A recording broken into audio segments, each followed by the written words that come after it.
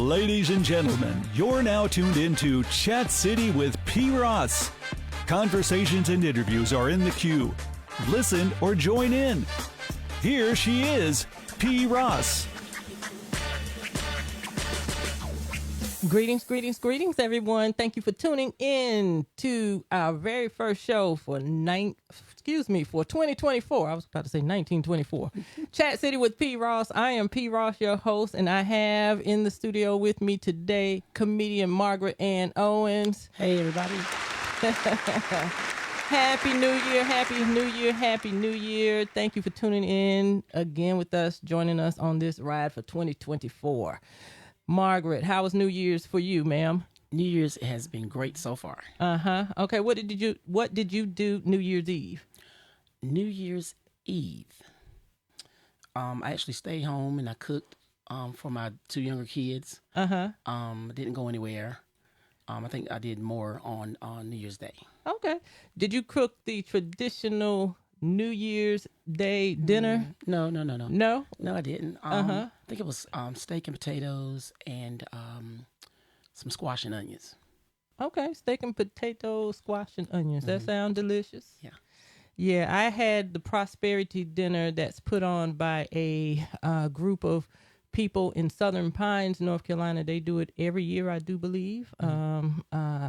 I forgot the name of that particular organization, but man, I went over and got my black-eyed peas and greens, and I had a smidgen of pork barbecue. Now the black-eyed peas are for the pennies, the green is for the money, and what was the pork for? I don't know what they mean, Yeah. but I had I had a little of that on my plate. And it was all good. So thank you to that organization that provided that meal. It was very, very good. New Year's Eve. Did you watch any of the festivities on TV, the ball drops and things of that nature? No, I didn't. For years, I used to make it my business to be in church on New Year's Eve. You go to like 10 o'clock and you stay till after 12:01, and you shout the New Year in, and you make your resolutions or whatever, and then you eat breakfast and go home. So the last year I was in Charlotte at the QC Lounge. I had fun there. Soundstage. Right. And so once I found out what, I'll say why black people celebrate or go to church for. Once I found out what it was, I kind of like, it's not really, because a lot of people, I found out that other nationalities don't. You going to church tonight? They was like, for what? Say, to bring New Year's. And he was like, no, but we do it for, I found out we do it for a reason, because of the Juneteenth, waiting for Abraham Lincoln to pass this thing. And it was like basically passed on the 1st or something. And we was waiting up to see if it was passed. So that's how that came about. I didn't know that for years. And I'm thinking it, because people say, oh, you do that because what you do on New Year's, when it comes in, that's what you're doing all year, which is not true. Watch night service. Yeah. Watch night service. We're the only ones that have watch night service that I know of. Yeah. I'm going to tell you something else that was believed in my family. If you do a chore or a labor on New Year's Day or something to that nature, then somebody in your family will die. Yeah. If you wash your sheets before the old Christmas, little stuff like that. Yeah, but I'm like, you got some dirty sheets, you better wash them sheets. Right. Yeah. We're gonna hand clap that one.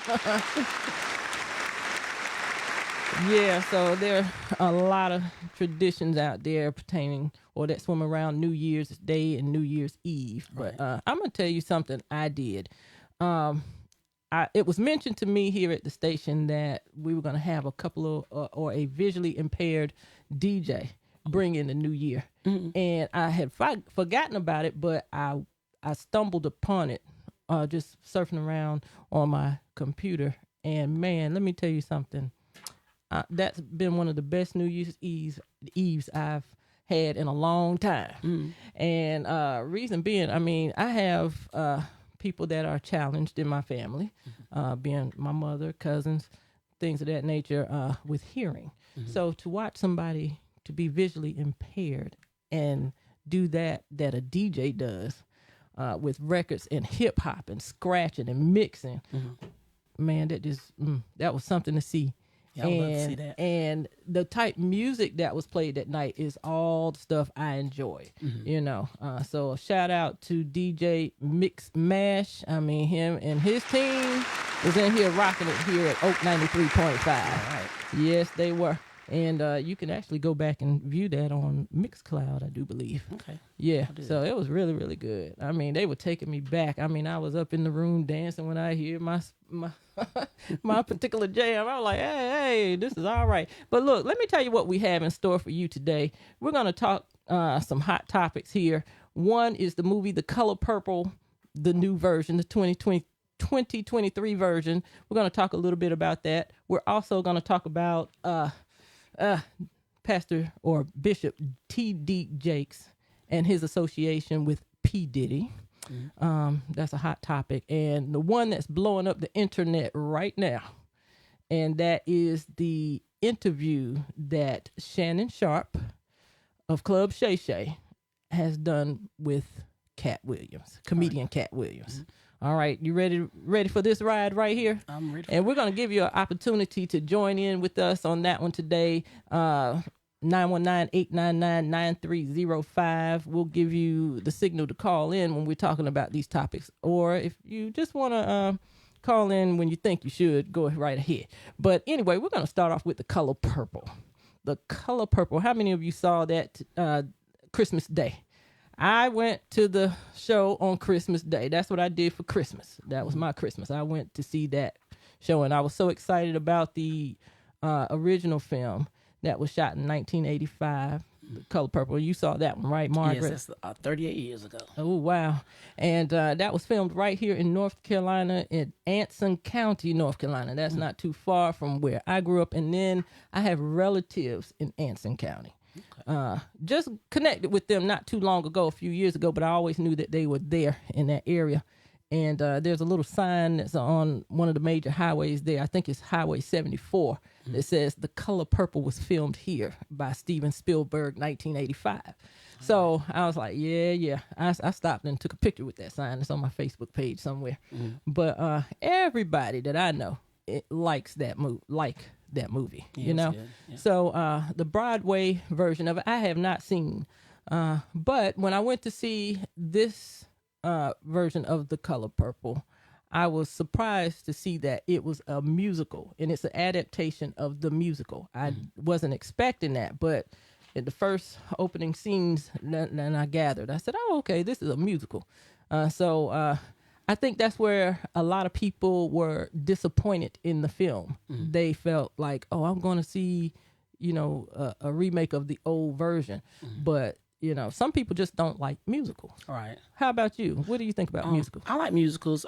Even with like the Tyler Perry plays and stuff, people like, I liked it, but why are they doing all that singing? They didn't realize what it was. So, but I have not seen the movie, the new one. But I know I'm gonna love it. If it's anywhere close to the movie itself. But I love musicals because you learn a lot.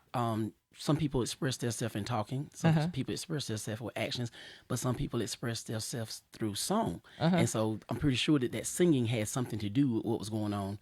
So I think I would love it. Okay. Do you plan on? Yes, I do.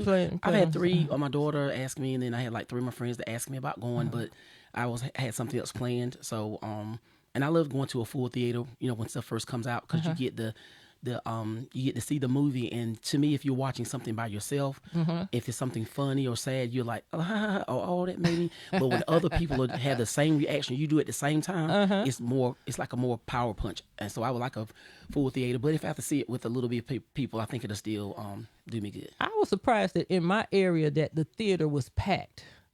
And I think I went to see the one. I think there was a showing at 11 a.m. and then 1 o'clock. I was going to try to make the 11 a.m., but I didn't make it. So I made the 1 o'clock. And, man, when I got up to the counter to buy my ticket, the guy said, there's only 2 seats left, and they're in the very front. I'm like, ew, I hate sitting in the front of a movie, but I'm like, okay, I want to see it. So, go ahead and give me the ticket. Right. So got up there and, I saw a couple of friends right there in the front with me. And there was this one guy on the side of me. I know him, but not personally. You know, I know him just because I know his people. I'll put it like that. But you know, I mean, he was singing the songs. He knew the musical songs. You know, the songs from the musical. So he was singing along with that and stuff. It might have been the second time. It might have been. Some people do. But you know, I like up front, so I would have been happy to have that other Really? seat. Now, if I have to rear back to see the screen, I don't want to be that close, but I live up front. Because what's going to happen, whether it's a comedy show or whether it's at a movie, I like up front. Well, with these old glasses of mine, I can. It took 'em doesn't do me. But in that particular theater, it wasn't bad. I mean, we had the recliner type seats and stuff, so it wasn't bad. I was able to just kind of lean back a little bit and try to enjoy the movie.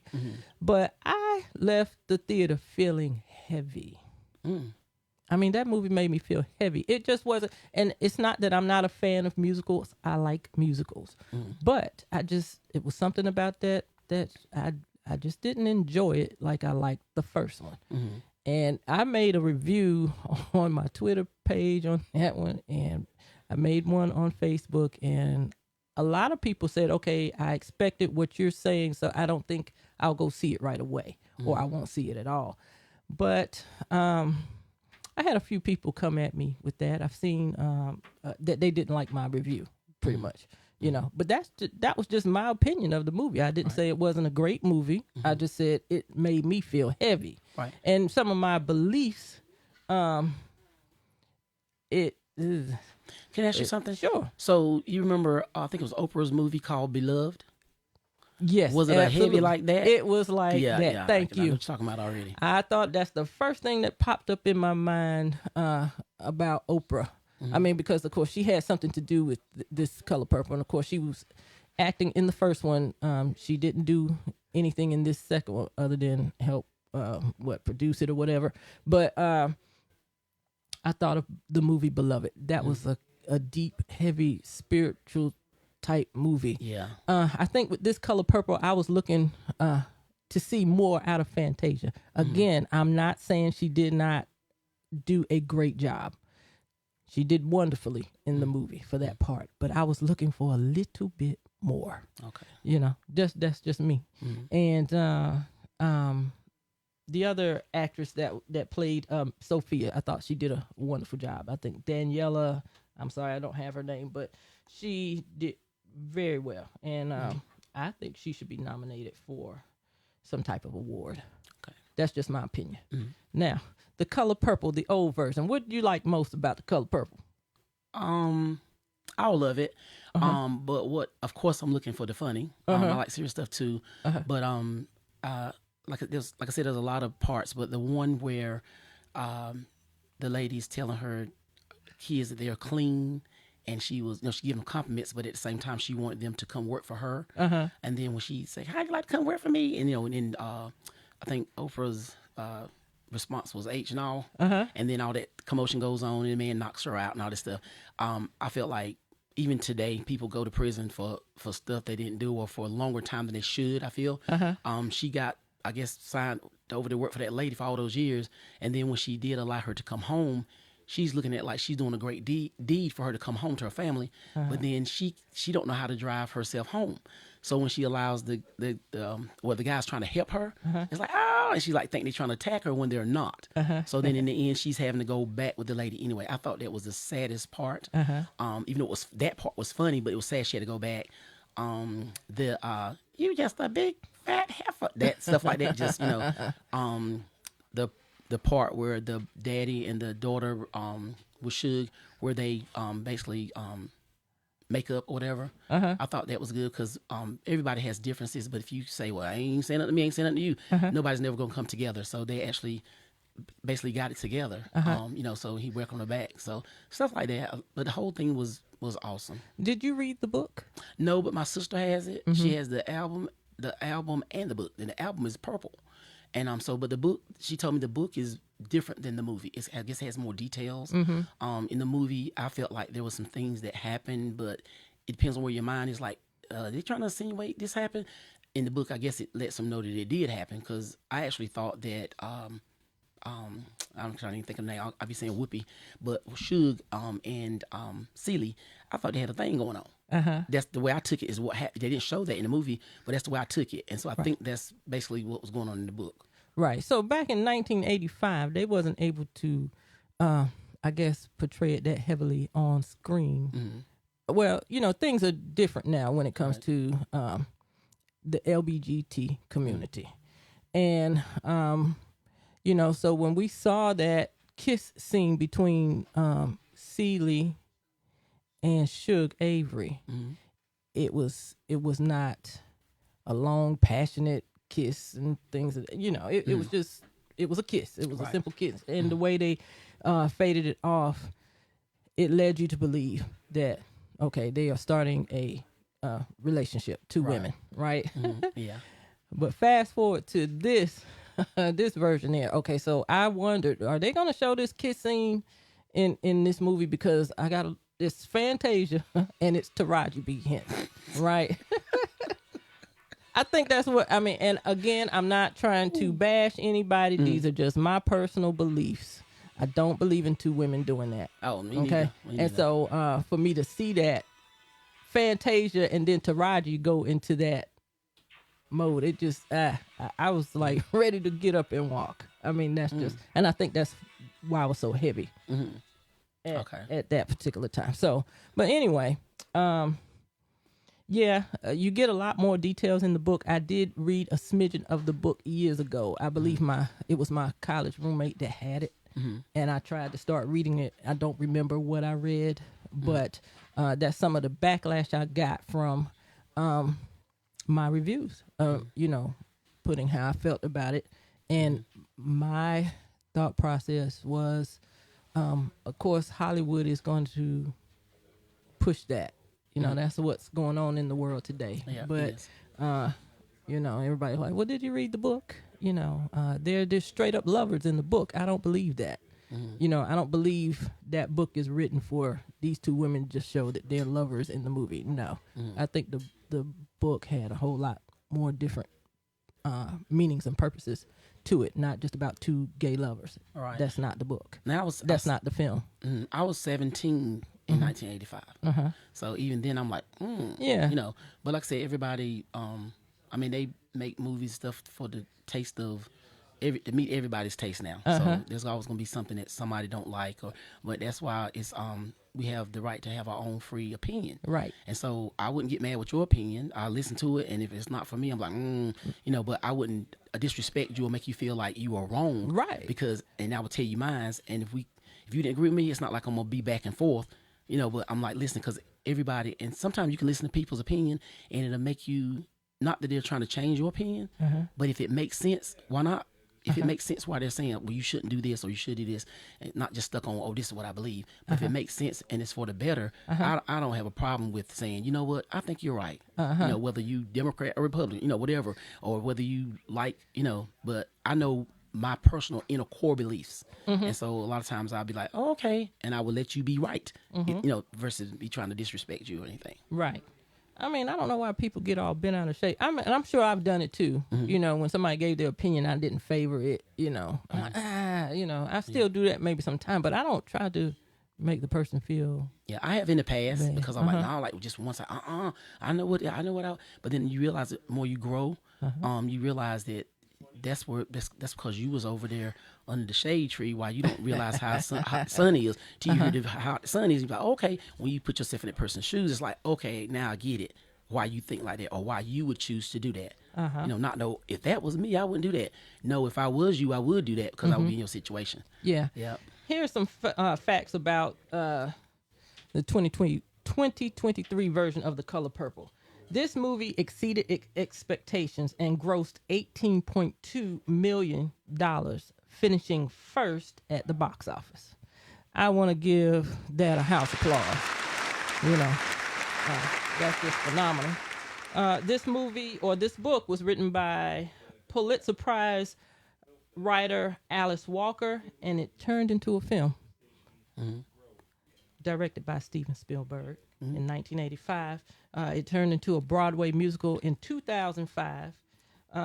This 2023 film is an adaptation of the musical, which we mentioned earlier.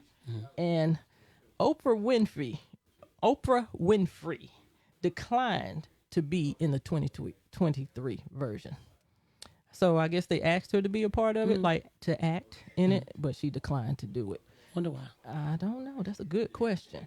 But Whoopi Goldberg was a surprise. She had a surprise guest cameo in the movie. Yeah, because I don't remember hearing any mention of Whoopi going to be in this movie. But she was there. She had a part in the movie. I won't tell you what it is. Okay. And it was good to see people like David Alec Greer in the movie. I love him. Yeah. Lou Gossett. I didn't even recognize Dion Cole. Oh, I know. I got to see it. I love Dion Cole too. I got to see I didn't that. recognize him in the movie because I'm just beginning to learn who Dion Cole is. I haven't really followed him, but he is in the movie. Some other big names. Halle Bailey, she's in the movie. Ciara, she's in the movie. You know, just a lot of good people. And of course, Fantasia Barrino, homegirl. I mean, I'm not from High Point, North Carolina, but I mean by way of North Carolina. I have a daughter in High Point, so hopefully, I haven't asked her if she's seen her, but she's been there for years. And then, of course, the great Taraji P. Henson. Now, something else that's being talked about is that Oprah Winfrey's got her name on this movie. Quincy Jones got his name in the movie. Steven Spielberg has his name in the movie. They all have a responsibility of making this movie happen for 2023. But Taraji P. Henson, a well-known great actress, A-lister, did not get paid fairly, according to her, and allegedly. But according to her, she wasn't paid fairly.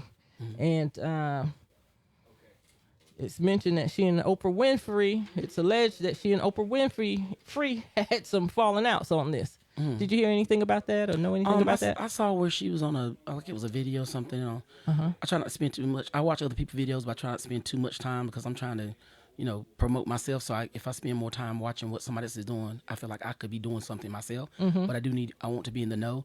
But I saw where something about her felt like she was underpaid. And then someone mentioned about Tyler Perry saying he paid her the most she's ever been paid. And when he was asked the question of, but did you pay her worth?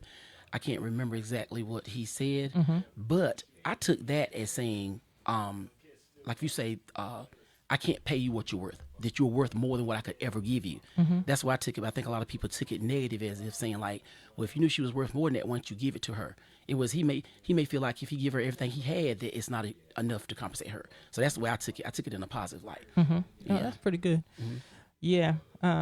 She made it known and said she almost walked off the set of The Color Purple. So, and just find it interesting. If you have any comments about The Color Purple, please call in at 919-899-9305. This is Chat City with P. Ross on Oak 93.5 FM WRLY Raleigh. Give us a call if you have any comments, 919-899-9305. I was reading, Margaret, that a lot of people were disappointed that they didn't get to hear their favorite lines out of the movie. You told Harpo to beat me. You told Harpo to beat me. I was hoping that was in there. Yeah. So did he beat her? You know what? Did that even happen? Now I don't even remember if that line was in there. But what are some of the favorite lines that people like to hear? The memorable lines from The Color Purple, the original. All my life, I had to fight. Was that in there? You know what? I don't even remember. I think I'm going to have to go back and see the movie, just to give it another shot because everybody, it was great. It was great. Da, da, da, da. I left walking feeling heavy. But it could have very well been the seating too for me. But just some of those dark themes, that kind of messed with me. That did the first movie wasn't, even though the dark themes were still there, it wasn't as heavy of a movie to me. I mean, it was there were some fun parts to the movie, like some of those famous movie lines that we like. You show is ugly. So that was Margaret, don't ask me. I don't even remember. Okay. I'm gonna be looking for stuff like that. Yeah, I mean, I don't even remember what was in there, but some of those lines were said in the movie. Some of the famous ones, but a lot of them were left out too. Now, so I've seen videos where people, they have a picture of Whoopi, and they'll have a picture, but they didn't have Celie, and they'll say like basically, I guess the role she played made her. If I had to judge or say, I would say yes, she was not an attractive woman at all when she played Celie, but herself, she is a beautiful person. Absolutely. And so, but they make it, there was like, people, saying she ugly. She's not that was her character that she played. Right. She's not an ugly lady at all, Right. And people don't realize that what one person think is beautiful, another person think is ugly. What you think is ugly, another person think is beautiful. But I'm like, there's nothing wrong with her. It's just the role she played and the way her response to stuff, and like, or the clothes she had on. People say clothes don't make you, but it makes a difference. It does. If you got your hygiene is up to par, it makes a difference. So but I was noticing that. I'm like, how do they even think that? But that shows you that she can play as a non-attractive role, or she can play as a attractive person. That's good. And as far as Taraji, you said something about her wanting to walk out. And yeah, she was interviewed and she said that. Right, but nothing against her. But I'm looking at it like just knowing that if you did walk off, guess what? They got somebody to replace you. It would take less than what they was trying to give you. So I guess that would have been a hard decision for her to make or whatever. When how can I say it? If a person is in great demand or they just want you, then sometimes you can demand more, because if you're the only person can do that, but when they got several others that can do this, I'm not gonna say the same thing, but similar to what they want, then when you walk off, it's like, oh, dang, we lost her. But okay, next, somebody standing in line, just like even on your job, I hate to see you go. They got somebody waiting to, if you die, they're gonna send a flower to your family, and you are replaced probably before you even get put around. But I agree to a certain extent. I mean, some people just have that it factor that nobody else can copy. And it makes a difference when you leave the room. You can tell. Right. You know what I'm saying? Right. Or you leave you can tell, and you'll see later. And then then the person may realize, or the people may realize, oh man, we should have kept her. We should have kept her. Right. We should have gave her what she wanted. Right. That's just how it is sometimes. But I agree to what you're saying to a certain extent there. If you're just listening or tuning in with us, you're listening to Chat City with P. Ross on Oak 93.5 FM. We're touching on The Color Purple right now. Margaret, I'm here with comedian Margaret and Owens, by the way.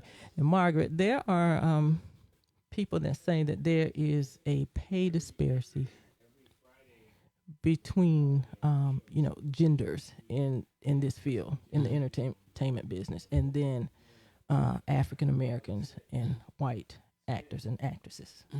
What do you think about that? I think it is. I mean, maybe because I've heard about it all my life. Even with like pay on a job, you can be doing the same job that a man is doing, but for some reason, it's like, I don't know if it's the mindset of thinking like, oh well, the man gonna do more. You got some lazy men too. You got lazy women, you got lazy men. Yeah. But I know years ago I would hear of people, like if a female applies for a position that requires them to lift something heavy, or something more masculine a man would do, they would, and they know they can't do it. They will fill out the application and get there, and then, can you help me do this? And or the guy, yeah, I do it. But then if they ever change their mind and you're stuck, you can't even lift up a 50-pound box by yourself because you've applied that you could, but now you can't because whoever was helping you before is not helping you anymore. So I do believe that's still there. I do still believe the color thing is there, but I feel like it depends on where you are with certain things, because to me, I feel like I'm from Smithfield, North Carolina, so Johnson County. So I feel like that if I come towards Durham, Chapel Hill, the people, I love Johnson County. I love the people, and they're, hey, how you doing? And speaking to you, don't even know you. You might get a little closer to Durham and Chapel Hill and stuff, and they might not speak to you like the hometown people do, but it's almost like they see your worth better than where you're from. To me, where I'm from, and it's almost like, oh, you might, she'll settle for this right here, but you go a little closer up Charlotte area and you getting like 3 times as much because of I think it's the mentality of the people. Okay. Yeah. All right. Something else about The Color Purple I want to mention, and then we'll go on to our next subject. I just want to give a shout out to Miss Maria Howell. She was in one of the most iconic scenes in the movie. Maria Howell is an actress, songstress out of North Carolina, I believe Gastonia. She was in the first Color Purple, and she was in that scene with the church when Suge Avery is going back to the church where her father's a pastor, and they're coming from the juke joint, and they merge that.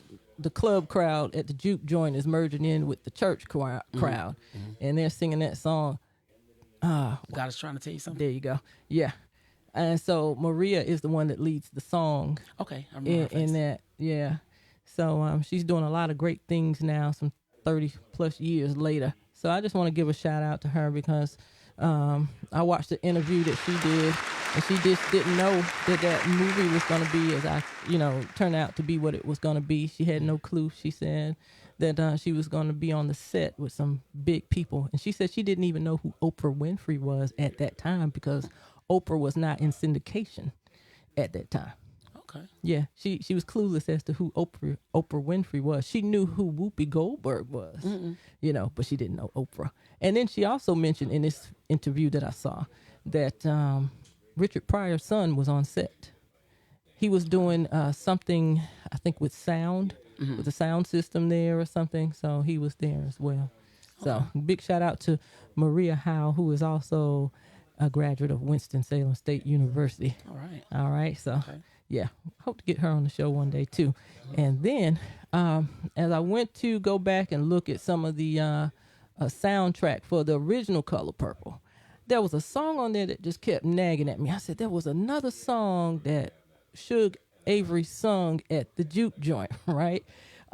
Sister, you been on my mind. That one was, but I was like, no, there was another song she was singing. So I kept looking for this song, and I found it. It's the Dirty Dozens, and it was written by I would say Quincy Jones had a little something to do with it. Is that Do you remember a song, The Dirty Dozens? That the one about to shake your shimmy, is it? Or was that sister? Yeah, it was that little shake your shimmy. Not that. That's part of Sister. Okay. Sister, so shake your shimmy, sister. No, it's not that one. The Dirty Dozens. I'm gonna play a little bit of it for you right now.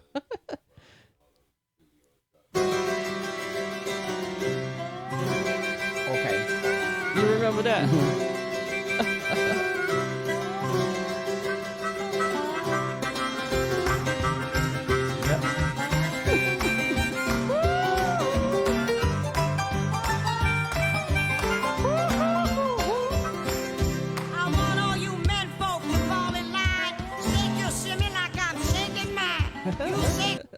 So that one, I like that little song. But I went back and read the lyrics to it. I was like, ooh.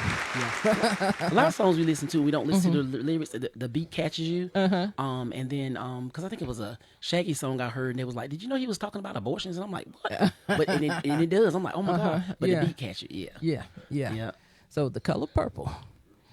I know somebody mentioned about, as a matter of fact, somebody they're on my friend on my page, but I saw on their page it was mentioned about the money that the box office took in for this movie, and it was like, the people don't get the money, that money went to, other whoever's over it.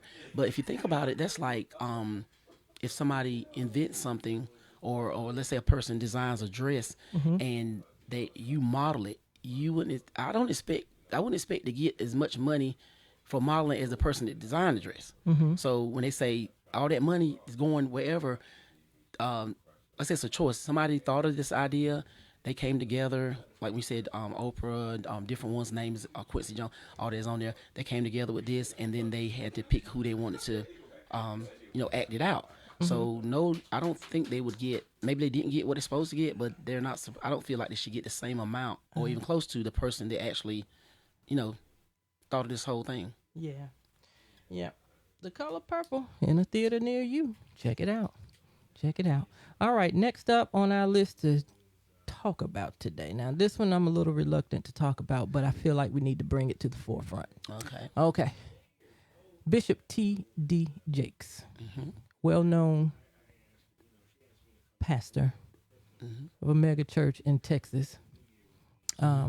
You've had a lot of people come to him for advice. If I remember correctly, President George W. Bush or George Bush sought after him for advice at one time when he was in office. You have Kirk Franklin, that well-known mega Christian star that has added T.D. Jakes in his in his songs. You had T.D. Jakes that have produced some wonderful films. Woman, Thou Art Loose. I mean, just phenomenal man. Right. Only to be blemished right now in the news about his association with Sean Puff Daddy P. Diddy Combs. As some of you may know, P. Diddy is in the news now for allegedly doing some horrible things to some women, a line of women, not only women, men. It's alleged that P. Diddy have these wild freak parties and so many other things that go along with that. Anyway, it's said that he has settled with the person that came against him on charges. And then just after that, just a whole bunch of other stuff is coming up in the news.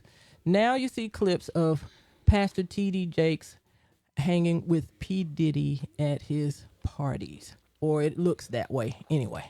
And you know, when you see things on the internet or on video, you may not get the whole thing.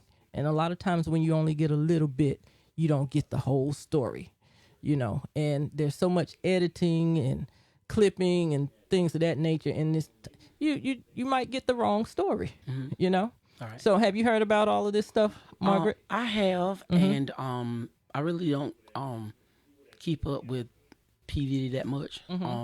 But so just recently I've heard about him having wild parties, or you know, like everybody knows P. Diddy has sex and drugs at parties. I didn't know that till I heard him say that. But as far as Bishop T.D. Jakes, I love him, and I have listened. I bought into actually I was given the Woman Thou Art Loose book, the workbook. He's done so many great things. The Potter's House. I have a friend that was on drugs.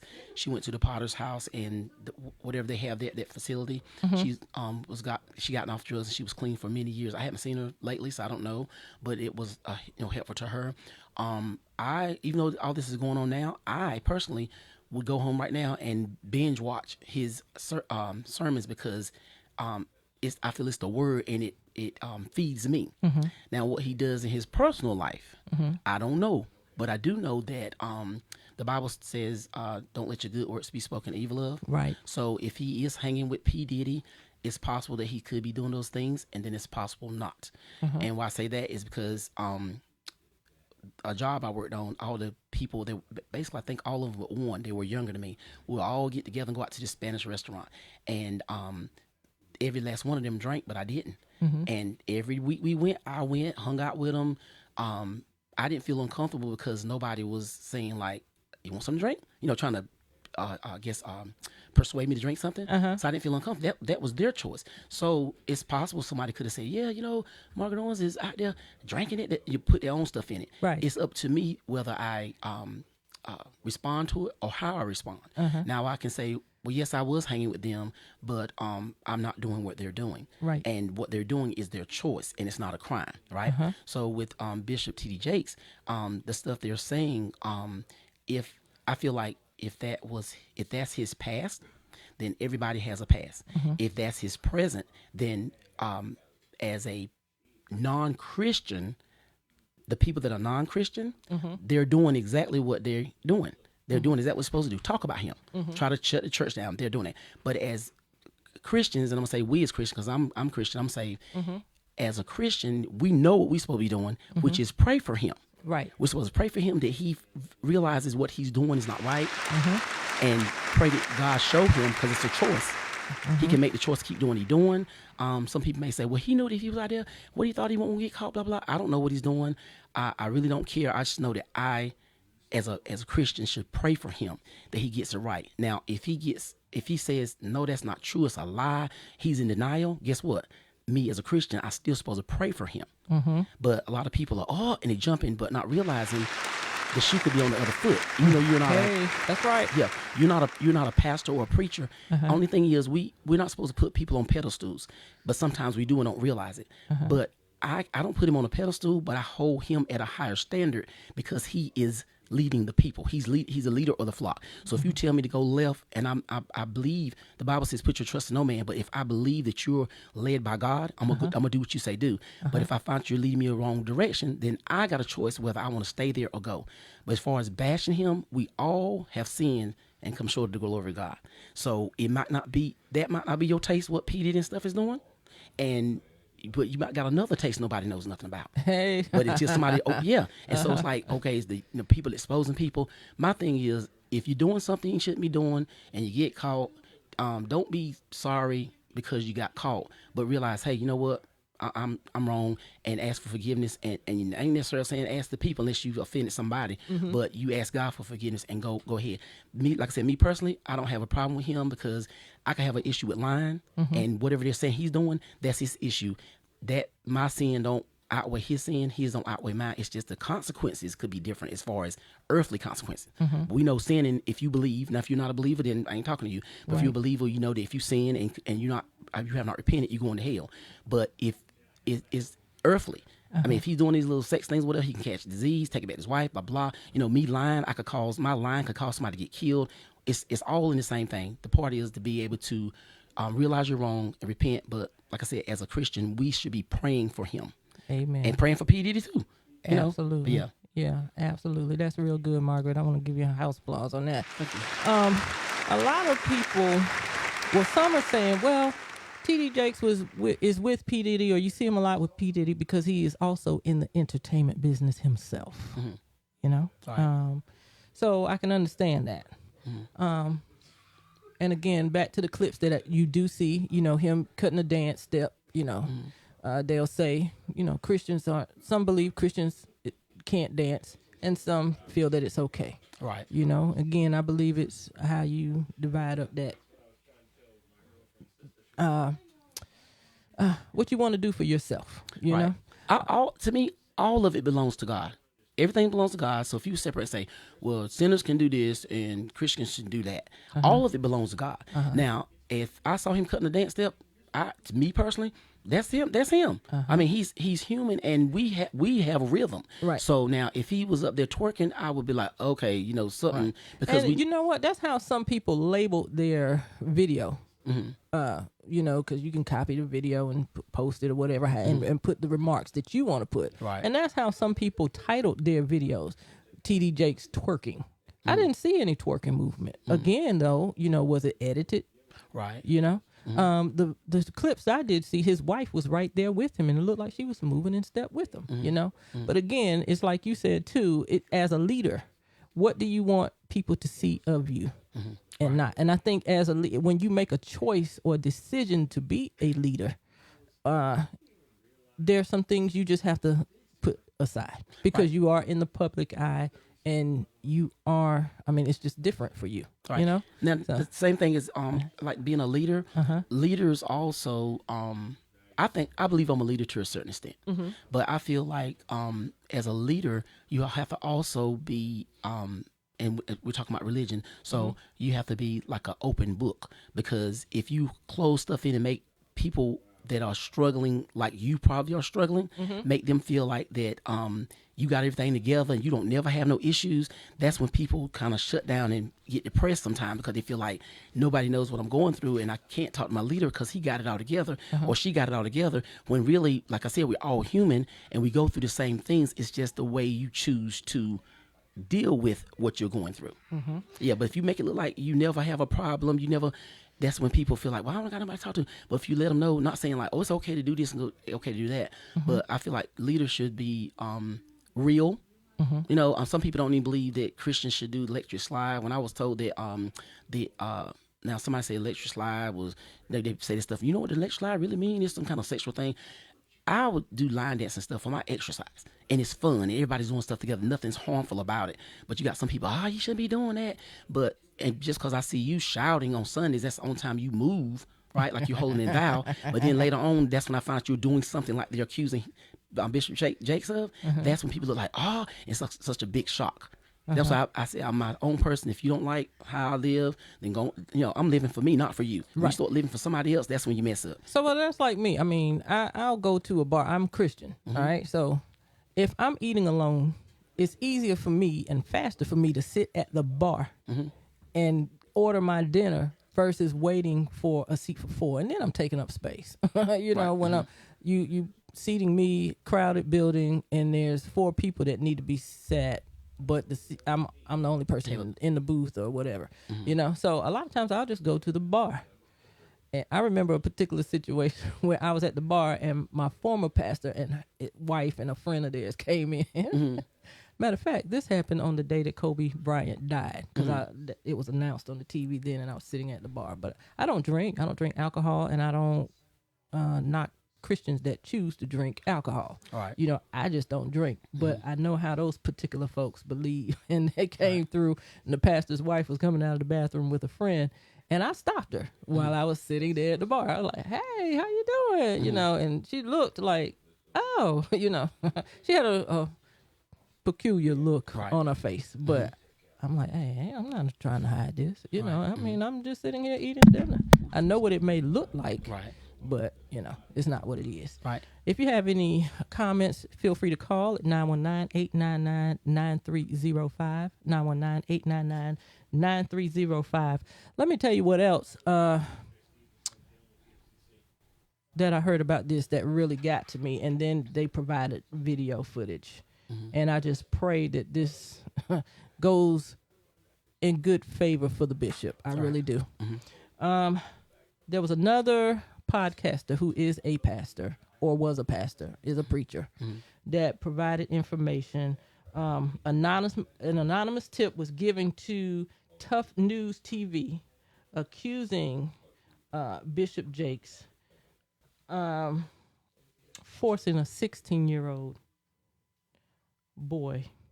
Now, this is all alleged. I'm not saying this coming from forcing a 16-year-old boy to commit sexual acts, and his family was paid to keep it quiet. Did you hear that one? No, I didn't. Yeah. But my answer's still the same, though. Right. If that's true, we need to pray for him. That's right. Yeah. Now, Bishop Jakes did address these comments at his church, and that was televised too. I only watched a little bit of it. He said he wasn't going to address it, but he ended up touching on it a little bit, just a little bit. And a lot of people compared all of that to Bishop Eddie Long, if you remember the Bishop Eddie Long scandal. Right. Some people said, okay, that's exactly what Bishop said. Bishop Eddie Long, he denied it, and in the end, they said it was true or whatever, and da-da-da-da-da. I just pray, again, like you said, we need to be praying. I pray that this goes differently for Pastor Jakes. Right. So pray for both of them, as you said, P. Diddy and Jakes. Right. Now, the next hot topic that's blowing up the internet right now, Club Shay Shay. Club Shay Shay is the podcast for sports announcer, former athlete, Shannon Sharpe. And this podcast is really good. I enjoy it. I try to stop in and look at it every now and then that I can. He has some really good folks on that show. And most recently, he had Katt Williams, comedian Katt Williams, on that show. It was like over a 2-hour interview. Yes, I have not watched all of it. I watched the majority of it. Did you? Yeah. But the beginning of it has really grabbed everybody. I mean, it grabbed my attention. I'm like, oh my gosh, I tried to go to sleep on that last night. I was like, I got to go to bed. I can't watch the rest of this. I'm just going to have to pick it up later. But he said some damaging things about a lot of comedians. Cedric the Entertainer. He said something about Steve Harvey. He said something about Ricky Smiley. Yes. Faison Love, Earthquake, and Kevin Hart. Those are all the top A-list comedians that we have in the game. Yeah. And he says he's speaking truth, and he's got the receipts to show it. Now, we're not meaning literal receipts, but if you have not seen that, watch it. And Margaret, give me your opinions on what you saw. So the majority of what I didn't get to watch it all, which I plan to. what I did see, it started out with first I saw a little clip on somebody's TikTok or something, and where it showed him talking about Ricky Smiley saying that he was supposed to have been the pimp, and so that was that a little bit, and then this morning when I started watching the actual interview with him, he was saying the same thing, and he was saying that he didn't. Somebody asked if he's lying, why would he lie? And so he said nobody knows why liars lie. Which people, I mean, you'd be like, well, they got to be lying. He may be lying, maybe not. But I'm looking at it that I feel like from the way Katt Williams presented it, somebody done really ruffled his feathers for him to say all this. I mean, it was like my mouth was dropped like when he said Steve Harvey.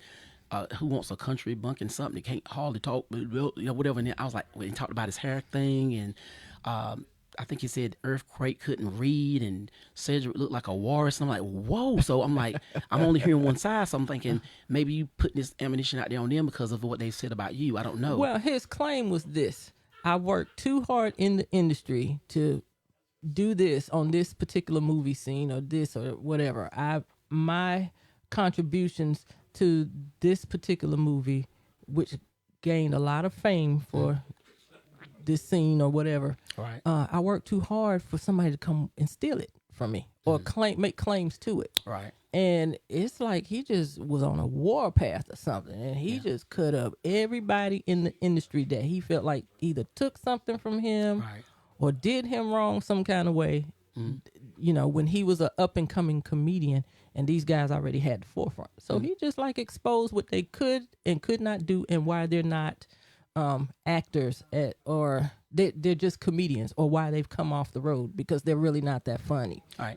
Things like that. So he did say that. Now the part about him talking about Ricky Smiley, I think he said Ricky said that to maybe get his name on the same level as somebody great. So and it's possible, but to me, I'm listening. I'm glad it was like from a neutral standpoint because I don't know what Ricky Smiley version is of it. But he said that he put in his contract that he would not work with Ricky Smiley again unless Ricky had a dress on. So I'm like, huh? But then I thought about it. That's up to Ricky whether he want to accept that, to work with him. But because a lot of people talk about be ready for what you're gonna do or what you're not gonna do when it comes to the industry. So to me, if a person chooses to wear a dress to make money, somebody might say, oh, that's wrong. But think about all the stuff that people do that does not have nothing to do with a dress that you would do could be just as degrading. So I don't judge them out if that's what they want to do. I don't think a person's gay because they put on a dress and they're acting. Right. That's them. But so as far as the movie though, I think if I had to pick before I even see them act it out, was it Money Mike? Money Mike? Money Mike. He did perfect. Now, if Ricky Smiley would have been he could have been a tall pimp. But when it come down to doing that scene, I don't really know. I think he played really well as a Santa Claus. Katt Williams said that the scene was supposed to originally being somebody getting raped, not being a funny scene like it was, but somebody supposed to got raped in the bathroom. Now, the way he said it was as if he taught them to let him change it up. I'm glad he did change it up because I don't think that would have been heavy on me for somebody to actually really got raped, knowing that the whole rest of the movie is funny, And so and then they were saying about him playing as a Santa Claus, and he was like, it wasn't that he wouldn't play the Santa Claus. Ricky was playing the scene of a crackhead with a Santa Claus suit on. So that was, I think, somebody really ruffled his feathers. He may have legit reason to say what he's saying, but some of it I just like look and listen. I'm like, yeah, somebody really done got on his nerve. But like I said, I haven't heard the other ones what they're saying. But as far as the part of, I didn't know Earthquake couldn't that he was illiterate. And see, again, is this all true? Now there was a time when I did not like Katt Williams. I wouldn't listen to him. I didn't like what he said about Michael Jackson. I don't even know what he said about Michael Jackson. He went in hard and I'm like, he went in hard about his kids. Michael Jackson's kids are supposedly adopted. But guess he what? was Though, they still his kids. Exactly. So he really, he really knocked Michael Jackson for that, and I thought that was a little harsh. That was, when I heard that, and I still feel that same way. But since I got into the entertainment business, I watched Katt Williams again, and I'm like, well, dog, dog, what this man is saying. When I got past the cussing part, Right. I'm like, okay, well, I like what he's saying now. He's got some truth behind this, or this sounds legitimate, or he's speaking facts here, or whatever. It sounds real good. The problem I have with this whole thing is the bashing. Right. And Shannon Sharpe, I think he put Shannon Sharpe in a bad position in a sense, because Shannon didn't expect him to come on that show. He's had all those people on his show prior to. So what does that do for Shannon Sharpe? Right. Because I heard one part where Shannon said, "You put that," and he shocked that he put that in his contract to the only way he worked with him if he have a dress on. Everybody for years have talked about people uniting or coming together, and everybody have their issues, and how some people say, well, you got an issue, leave it at home or don't show the public. Now everything is being public. It's like almost like, oh, we finna have a free for all and we just gonna expose everybody. I'm sorry, go ahead. What's the ultimate end of it? Right. That's what I was saying. I'm like, couldn't he have solved this behind closed doors? But maybe he hadn't had the opportunity to. I don't know. But he decided to break it out last night, and Shannon Sharpe was like, man, I can't give you another drink. And he was like, I'm not under the influence. I'm paraphrasing. He was like, I'm not under. I only had a couple of sips. He sure did. I had less than you. Yeah. So, and it's hard to believe that you have the power to put something like that in somebody's contract, in Ricky Smiley's contract. Yeah. I do believe Ricky Smiley ain't going to be quiet about this. I believe Steve Harvey is going to come back with some comments. I believe Earthquake would come back and I believe all. I'm nervous about what's getting ready to happen with all of this. But we, now I have not been in nowhere as long as none of them have. But me speaking as a newer comic, to me, I look at it that we're all trying to serve the same purpose. We're trying to bring laughter and happiness to people, right? So that's why I don't have an issue if somebody say, hey, so-and-so is over there, and they don't have to be famous. Somebody is over there, they're giving a show. I will go and purchase a ticket. I will go support, because we have to do what we expect. So if I want somebody to support me, it may not be them. They may never come to one of my shows.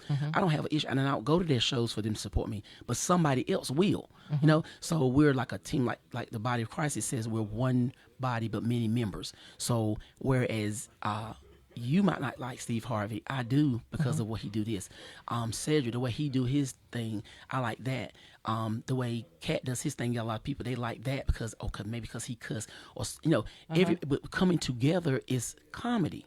But when you bash each other, that's something serious. But he said something very profound, and we're gonna have to end the show on this because our time is gone almost. And again, I'm gonna go back and watch the whole thing. Something he said was very profound, and it touched me because I know how I felt when somebody has done this to me, and it has lingered, and it still lingers. You see what I'm saying? It does affect you just a little bit. And he was talking about liars when he said this. But in that interview, he said this: winners are not allowed to let losers rewrite history. Winners are not allowed to let losers rewrite history. So the liar in this sense is the loser, or the losers. The winner is the person that made it happen, or gained success from it. And because the loser is jealous or just want some type of recognition, they're gonna go and lie. But he stood forth and said, okay, I'm not going to let you rewrite my history. I did do this and I did do that, and it was successful. I'm not going to let you come here and take that away from me.